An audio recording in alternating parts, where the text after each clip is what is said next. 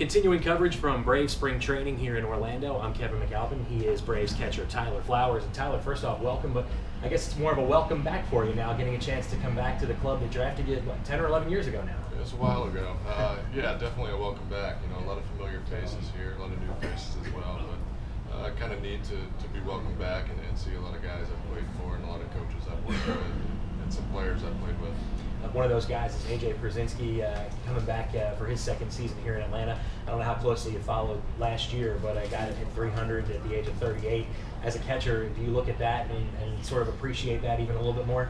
Well, yeah, definitely. You know, I've known the guy for a long time, and I'm not too surprised by it. The guy's an extremely hard worker, and I think that's evident by the longevity of his career and his ability, even at his age, to continue to be very productive and help ball clubs out. So I had the privilege of working with him before, and I'll get to do it again. Looking back at the last, I guess, 5 or 6 weeks now, spring training in the final week, you've got a chance to work with a whole slew of new pitchers. What have been your impressions of some of the guys, and has there been anybody that stood out to you to this point? There's been a few guys. A few might be an understatement. There's a lot of guys. There's a lot to be excited about around here.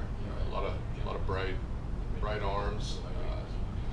A lot of them have great personalities, great character as well, which I think is an important thing when you're developing. But that's also an important thing for the Braves. That they've always made it a point to have character people, and I think that's really how you build that family atmosphere that was, you know, the success of the Atlanta Braves through the '90s and into the 2000s.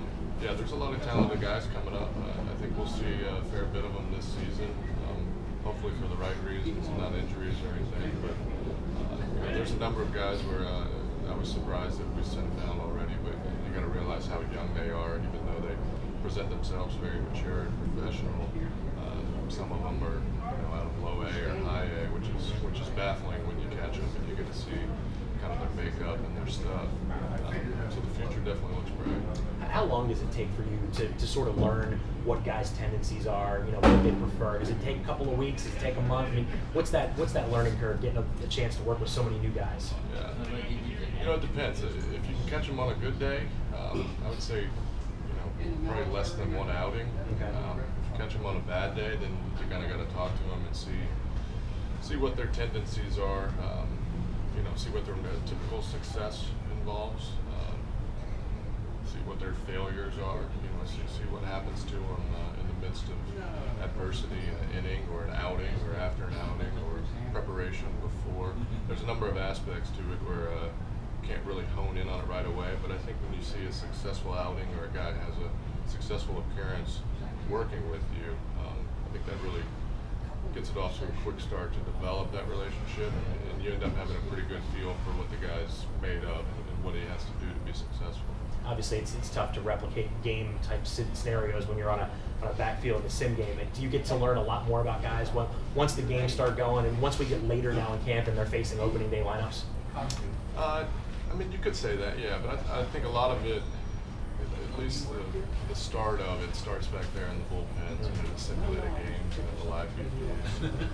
That's a great opportunity to really have a lot of conversation about it.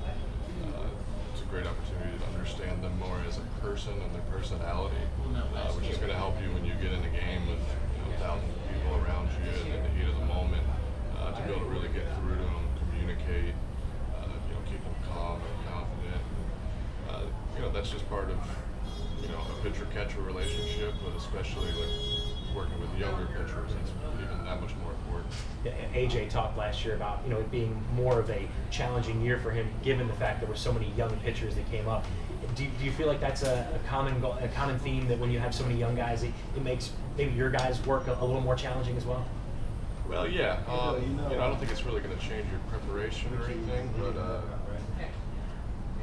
you definitely got to be on top of everything, because a lot of these guys are coming up for the first time. You know, they have no experience, they have no history against that specific opponent, so it's really put on your shoulders to eliminate that burden of them having to worry about what pitch to throw to this guy, what pitch to stay away from, the location to stay away from, which that's actually something I really enjoy, is that preparation aspect, especially when you gain the trust of a pitcher and you just flow through the game and he's just on the same page with you the whole time. And then you look up and you're 6 or 7 innings in and you've had a lot of success.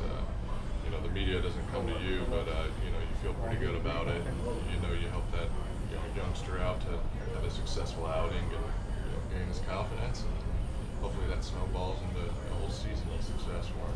As a young player, who were some of those guys that maybe you looked up to in your first couple big league camps? Anybody in particular you remember? Anything words of advice you remember as a young player?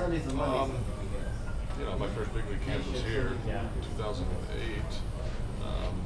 I've known Chipper for a number of years. He always has a little bit of insight here and there, shares his wisdom. I played with Andrew here and then a little bit in Chicago as well. So, those guys had, somewhat of an early influence, and Javi Lopez. He was also here at that camp, and I threw with him throughout the offseason as I was learning how to catch again. You jump from that to, my first time in the big leagues with Mark Burley, Matt Thornton, some veteran guys that were very open to helping you out and telling you there's no stupid questions and those kind of things.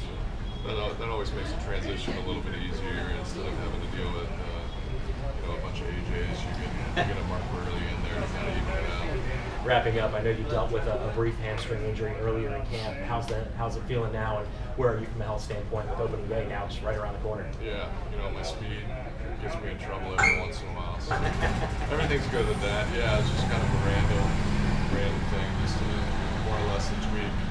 I'm glad we took it serious, though. I didn't think it was as bad as it ended up being. I'm fully recovered from that. We did a great job in there, just making sure we knock it out so it's not a long-term issue. So we're good to go. Excited about opening day coming up soon, and we're getting the season rolling. Tyler, we appreciate your time. Wish you the best of luck this season, and welcome back. Thank you. Appreciate it. Good to be back.